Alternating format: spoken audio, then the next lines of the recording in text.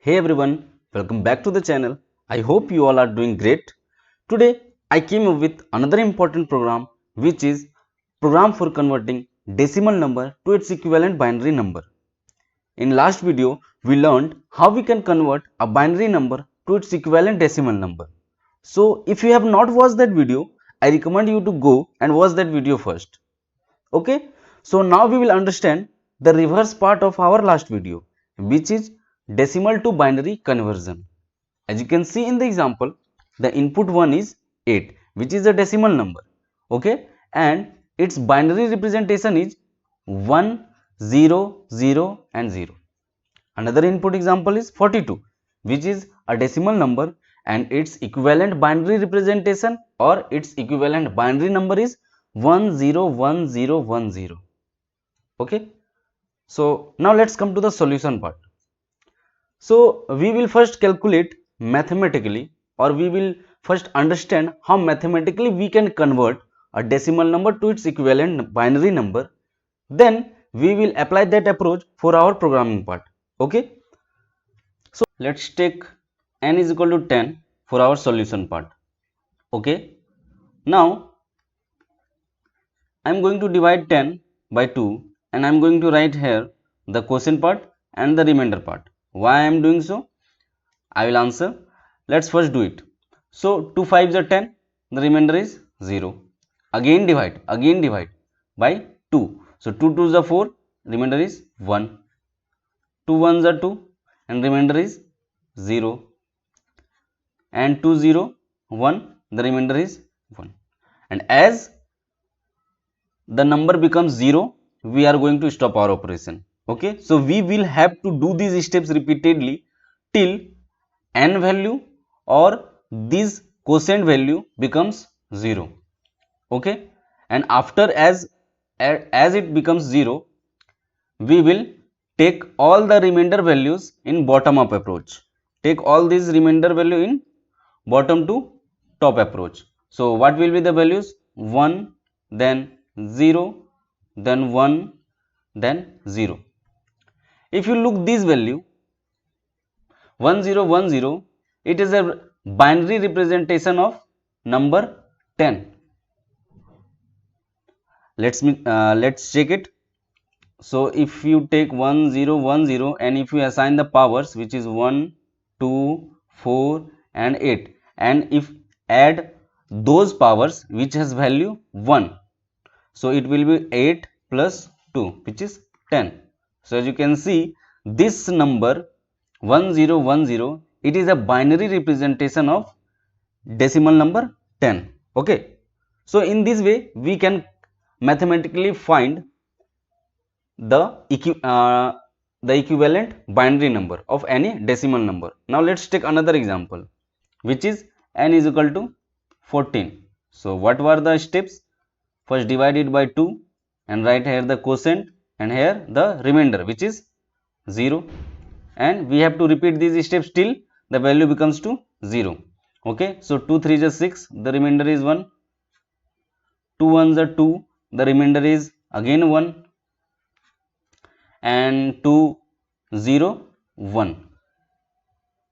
So the value comes 1 1 1 and 0. Why? Because we have to take these remainder in bottom to top approach. So the value will be 1 1 1 0. So this is the binary representation of decimal number 14, which is 1110. Let's check. If you assign powers, so powers will be 1 2 4 8, and if you add all those powers which has value 1, so it should come 14, right? So let's add it. 8 plus 4 plus 2, which will be 8 plus 4 12 and 12 to 14. So as you can see, this is the mathematical approach for converting a decimal number to its equivalent binary number. Okay, now how can we write it in a code? Okay, how can we apply that approach for our programming part? So basically what we are doing, if you look carefully, we are dividing the number by 2 in each step and storing the remainder, and we are just reducing our input value by 2, by half in each step. So for storing the remainder part, we can simply use n modulo 2, because it will give me the remainder when n is going to divide by 2, and in each step we are reducing the n value by half. So we can simply update the n value by doing n is equal to n by 2. Okay, and we are doing these steps till n not becomes 0. So we can simply run a loop.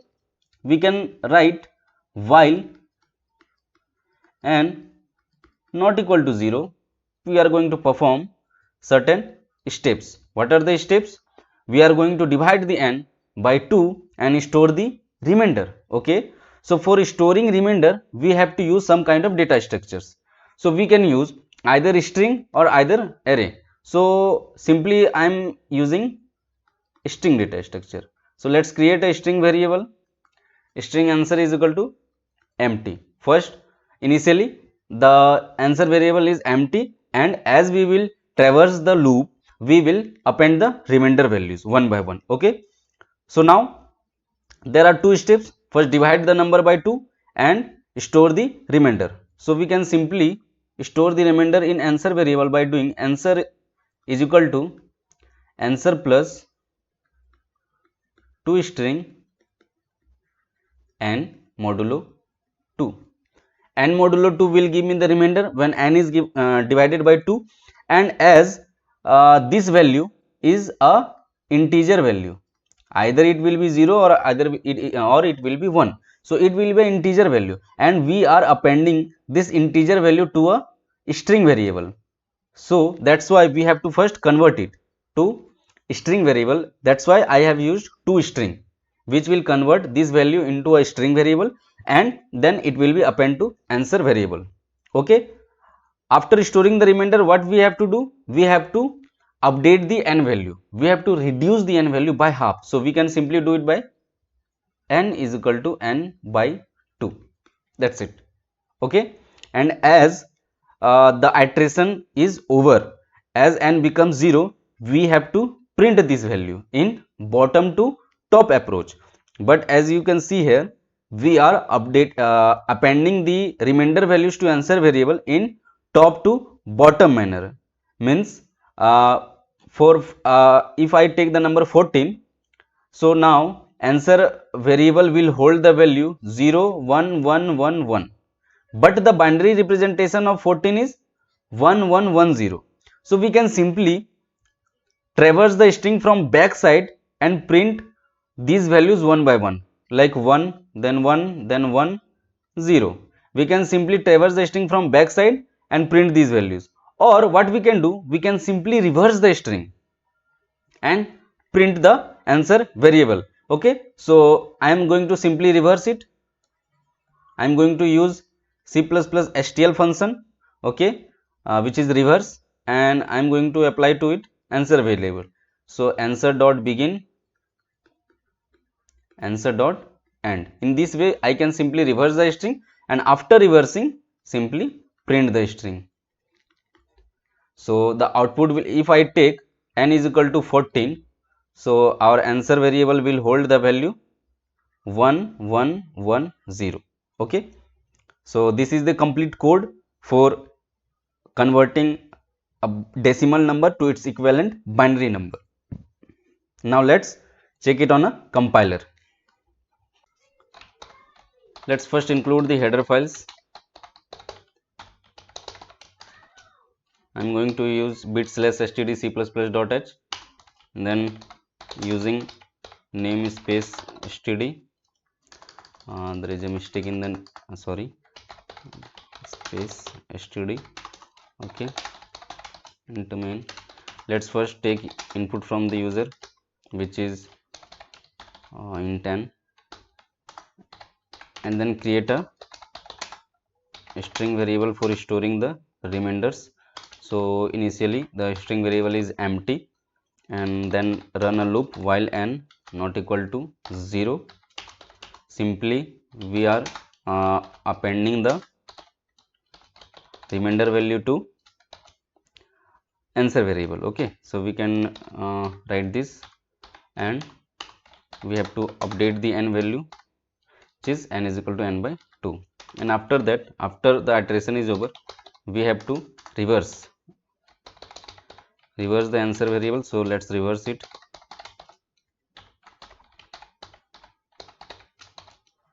Okay, and after reversing, we have to print the answer simply. Why have I reversed the number, sorry, the variable, answer variable? Because we have to take all these values, remainder values, in bottom to top approach. Okay, turn, it is a main, so return 0. Now let's check for input example, which was 8. So as you can see, the output is 1000. Now let's have a look at the question. For input example 8, the output is 1000. Now let's check for input example 42. Okay, so its corresponding binary representation is 101010. Now let's check for it, which is 101010. Okay, so as you can see, our code is running perfect. Now talking about the time complexity of the code. So for finding time complexity, we can simply look at the loop. So we are running a loop while n not becomes 0, and we are updating n is as n is equal to n by 2. Means we are simply reducing the n by half in each iteration. Okay, so we can conclude that the time complexity will be big O of log n, or we can simply write log n base 2.